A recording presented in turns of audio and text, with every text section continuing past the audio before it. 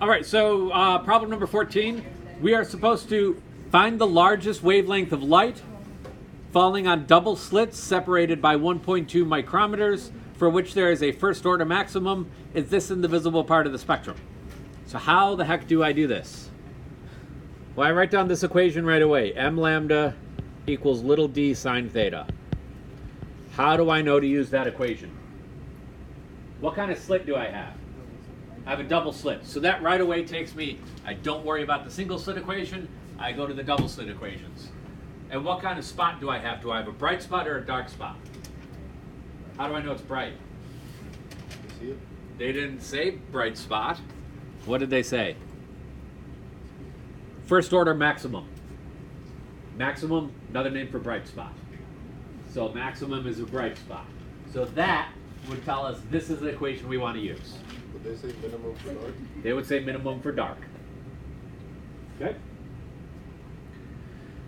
So find the largest wavelength of light falling on double slits separated by 1.2 micrometers. So which one of these variables in this equation, m lambda equals d sine theta, which one of those is the slit separated by that distance, 1.2 micrometers?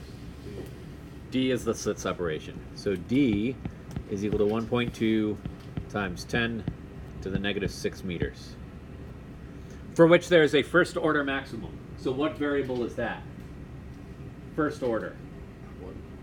1. What is 1? M is equal to 1. M stands for order. And they want to know, is this in the visible part of the spectrum? So we have to find a wavelength. So I can do some algebra, solve this for the lambda. Lambda equals d sine theta divided by m. I can plug in my d, 1.2 times 10 to the negative 6. I can plug in my m, which is 1, sine of 8. Oh.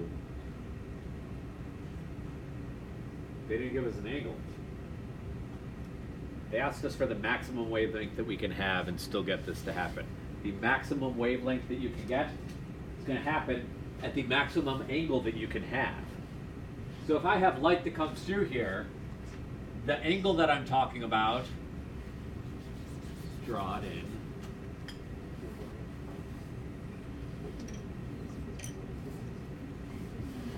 Horrible marker. Yeah.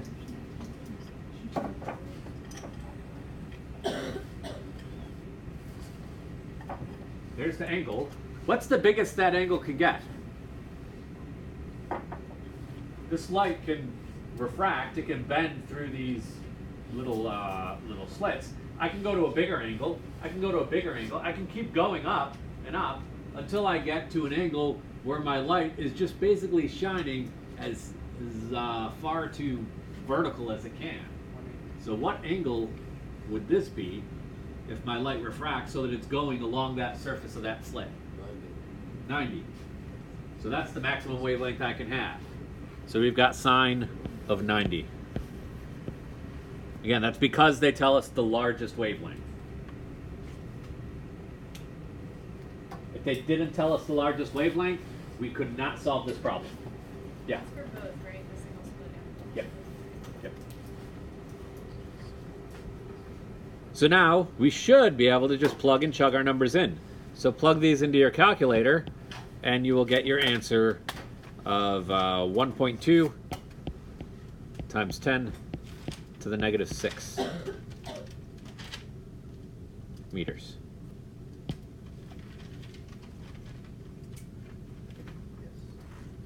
Plug that in, check your calculator. If you don't get that answer, it's very likely that your calculator is in the wrong mode. Okay? Yeah. So if it's at first order minimum, you'd use the other equation, but m would still be 1. First order minimum, you would use this equation. M plus 1/2 lambda. M is still 1. Sine of 90 still. You would calculate it out.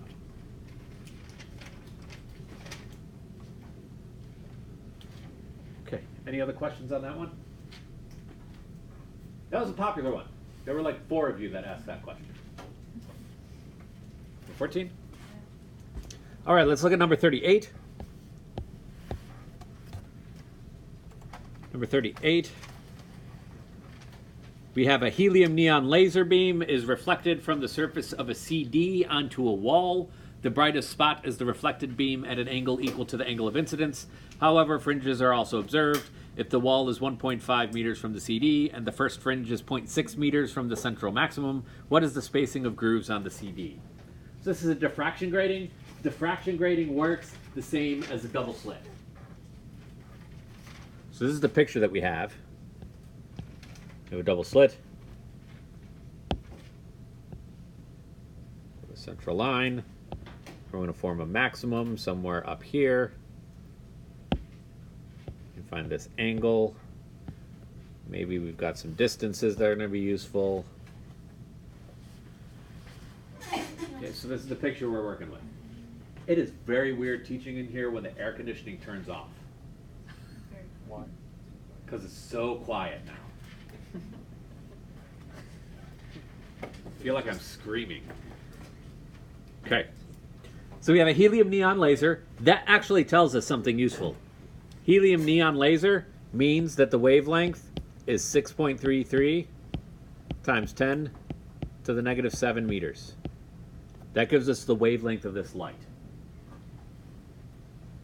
Other information that they give us. They tell us the laser, we get this bright spot, and there's an angle, fringes are observed. The wall is 1.5 centimeters from the CD, so this distance is 1.5 meters from the CD. And the first fringe is 0.6 meters from the central maximum. So 0.6 meters up. And they want to know the spacing of grooves on the CD. Okay, we're talking about bright spots. So what equation am I using? Well, first of all, am I using single slit or double slit? Double slit. How do we know that? I told you. How else do we know it? What kind of spot am I looking at? Bright or dark? Bright. Can I do bright spots with diffraction? No. If it says bright, you're using double slit. So we use the double slit equation. M lambda equals d sine theta.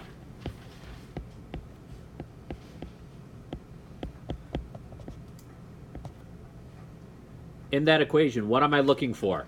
They want to know the spacing of grooves on the CD. Which one of those variables would be spacing of grooves? D. So we're looking for D. So D is going to be equal to M times lambda divided by sine of theta. So let's see if we can plug in any numbers. I know lambda. Do I know what M is?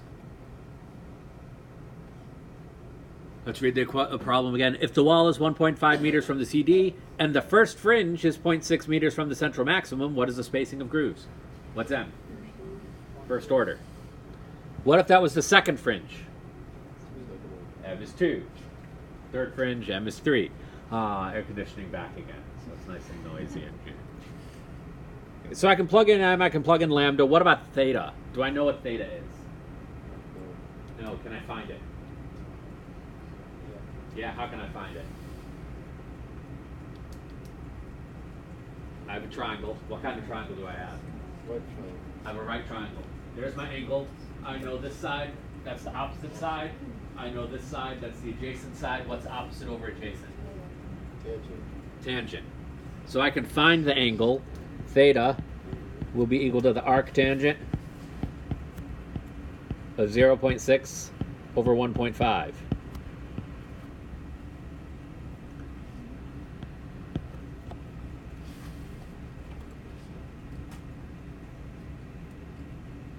Plug those numbers in, and you will get that the angle is 21.8. If you don't get 21.8, you're in radius. Probably. Yeah. Why it's tangent? So there's my angle. I know the opposite side, which is 0.6. I know the adjacent side, which is 1.5. Tangent of theta is opposite over adjacent. So to find the angle, angle is the arc tangent of the opposite over adjacent. 0.6 over 1.5. For all the genius YouTubers that are watching, that are going to comment and say, well, you know you can do a shortcut. Yeah, I know you can do a shortcut. For really, really tiny angles, the tangent of the angle is the same as the sine of the angle. So for this sine of theta, I can just plug in tangent of theta. I can just plug in 0.6 divided by 1.5, and the answer will come out. Okay? But we're not going to do shortcuts. You just find the angle and then plug in the angle. And what's the kind of comments you get? Sometimes. What is it, 0.6 I do weed out a lot of the smart asses pretty quickly, so they don't come to my videos. Yeah. So 1.6, what, 0.6 divided by 1.5, that should give you the answer too? Yeah. If you do 6.33 times 10 to the negative 7 divided by 0.6 divided by 1.5. It'll give you the same answer. For D, which when you plug all this in, would be m is 1, lambda is 6.33 times 10 to the negative 7, all divided by sine of 21.8. Plug all that into your calculator, you'll get 1.7 times 10 to the negative 6. If you're a smart ass like the book, you'll get 1.58 times 10 to the negative 6. Because they did it, they rounded a little bit, and they got a slightly different answer. That would be in meters. So these distances that we're measuring for these slits, are these big distances? 10 to the negative 6 meters? Is that something you can see with your eye? No. After we're done with the next problem, we're going to talk about, or we're going to watch a video about something called gravity waves and get an idea of how small changes we can detect with this interference stuff. It's crazy. I was talking about the little rings in the CD, right? Yeah. Little, Yeah. Little grooves in a CD. And you all still know what CDs are, yes? We're not that old yet. Any questions on that one? We're good there? All right, last question that was asked, I think, was number 43.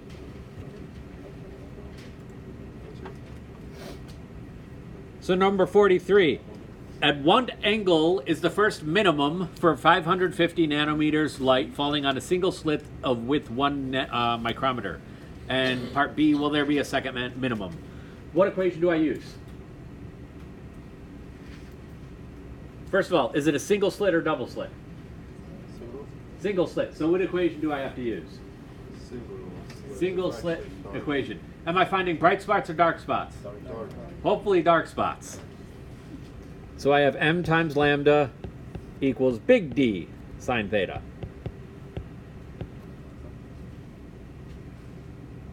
Yep. At what angle is the first minimum for 550 nanometer light? So they gave us two variables right there in that one sentence. First minimum, Zero. m equals what? For the first minimum, 1. m equals 1. Do we have an m equals 0? No. No m equals 0 for the dark spots on the diffraction equation. Lambda, 550 nanometers. 550 times 10. What is a nanometer? To the negative 9. Falling on a single slit of width 1 micrometer. So what does 1 micrometer represent? This is It's big D, the width of the slit. 1.0 times 10. What's micrometer? Minus 6. So at this point, all I have to do is plug and chug everything in, right? I take my m lambda equals big D sine theta. Divide both sides by D.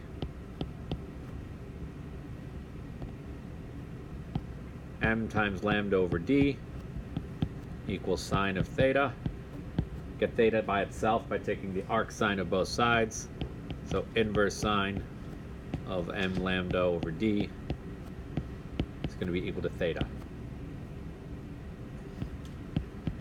Plug all those numbers in.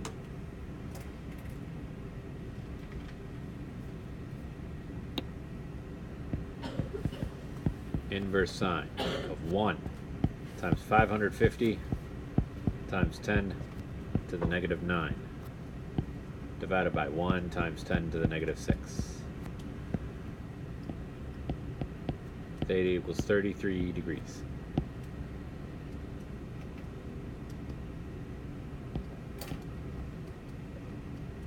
Now part B wants to know, will there be a second minimum? So how would I figure that out? Do the same thing with m equals 2. And I want you to try to plug this into your calculators, those that have calculators, and tell me what you get.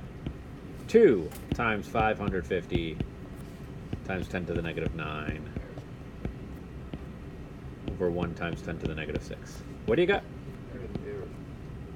Theta equals error. What does that mean? Can't do it. Means you can't do it, which means there's no second minimum. You only get the one minimum. It more or less means that the light is going to bend further than the 90 degrees, so it's going to bend backwards, so you won't get anything on the back screen. Or it means you type something in your calculator wrong. Any questions on that one? No más preguntas? Yeah. All right, so now let's see how this is actually practically used, kind of, in astronomy, with detecting these things called gravity waves. So gravity waves are literal ripples in space. So space has some shape to it, space has some physical characteristics, and when big objects crash into each other, they can cause ripples, can cause shakes in the fabric of space. So you ever making your bed, and you get the sheets nice and tight, and then you smack the sheets, or your dog jumps up on the sheets and there's a ripple that goes out? Yep. Those are the ripples that are going through space when two black holes crash into each other. Physicists are trying to measure this, and they found a way to do it with this detector called LIGO. And we're going to hear about LIGO for probably, this seems like one of the most chill astrophysicists that I've ever seen. Look at this guy. He's pretty chill. 1.3 billion years ago, in a galaxy far, far away, two black holes merged. As they violently spiraled into each other, they created traveling distortions in the fabric of space-time, gravitational waves. In the last tenth of a second, the energy released in these waves was 50 times greater than the energy being released by everything else in the observable universe combined.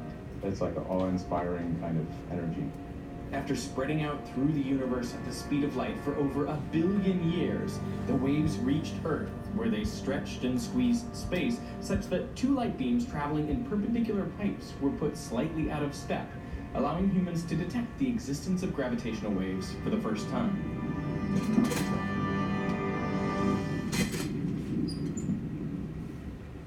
That's a simple enough story to tell, but what I found out when I went to visit Professor Rana Adhikari at Caltech is that it hides the absurdity of just what was required to make that detection. There's a lot of things about gravitational waves which are absurd.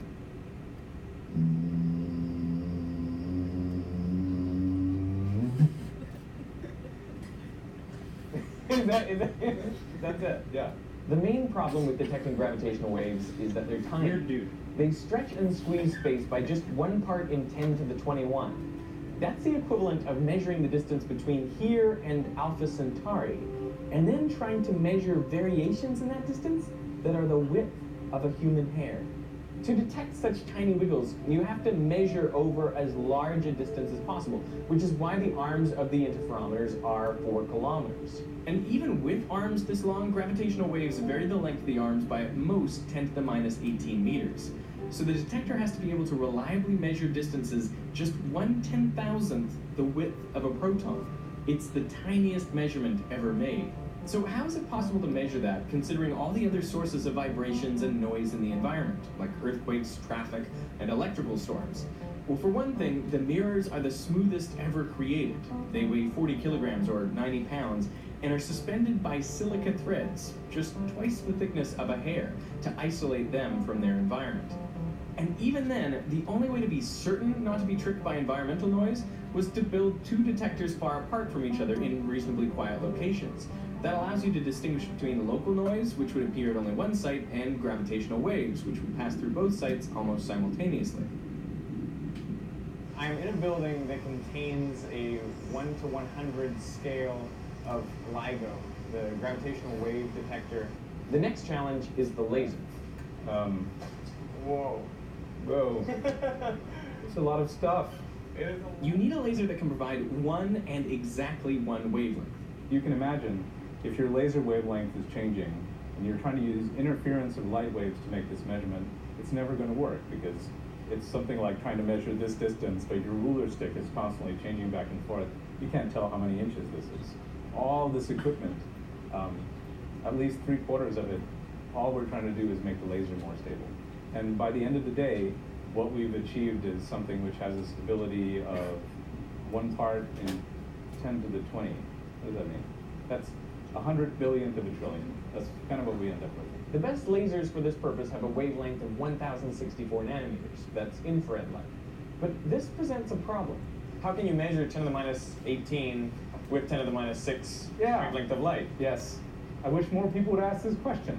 It's great for this animation to show such a large shift in the wavelength, but the reality is it's only 1/1,000,000th of a wavelength that the arms are shifting in length. It seems obvious that you can measure half a wavelength because that'll cause the light to interfere with itself. Yeah, but that's fully. That'll go from completely dark to completely bright. So are you looking at like slightly darker and slightly brighter? Yeah. And the limit here to how good we can measure this difference between dark and bright has to do with the fact that the light is discrete. It comes in discrete chunks, which are called photons. The variation in the number of photons hitting the mirrors at any instant due to this quantum uncertainty is proportional to the square root of the total number of photons. What this means is the more photons you use, the smaller the uncertainty gets as a fraction of the total. This is why the laser power in the arms is 1 megawatt. That is enough energy to power 1,000 homes in a light peak. And a megawatt, boom. It won't even rip your head off. You just vaporized. It'd be just a smoking stone. Even with a perfect laser See what and I mean? 1 megawatt Fun guy. of power, anything the light hits would interfere with it, even the air. So all the air in the arms of the detectors had to be eliminated. And it took 40 days to pump down to just 1/1,000,000th of atmospheric pressure. And the tubes were heated up to the temperature of an oven to expel any residual gases. They pumped out enough air to fill up 2.5 million footballs, making it the second largest vacuum in the world after the Large Hadron Collider. Now here's something most people don't think about, which is that gravitational waves stretch space-time. So light traveling through that space should be stretched as well. If everything is stretching, how do you know anything is How do stretching? you know anything is stretching? That's the conundrum. It doesn't make any sense. This whole thing is bogus. Shut it down. I would send a laser beam down this tube and then wait for it to come back, and then I would say, well, nothing happened because the space got stretched and the laser wavelength got stretched. It looks the same if it got stretched or not stretched. It doesn't make any sense. Well, it's sort of a matter of timing is how it works. So the amount of time it takes for light to go down this tube and come back is very short. However, the wave, the gravitational wave, when it comes through, it's doing this slow thing, like this noise I made, which is low. It's a slow stretching. It's only 100 times per second. And it's true, when the wave comes through, the light which is in there, it actually does get stretched. And then that part doesn't do the measurement for us. But now that the space is stretched, that laser light is like come and gone. It's out of the picture. We're constantly shooting the laser back into the system. So the new fresh light now goes through there and has to travel a bigger distance than the light before.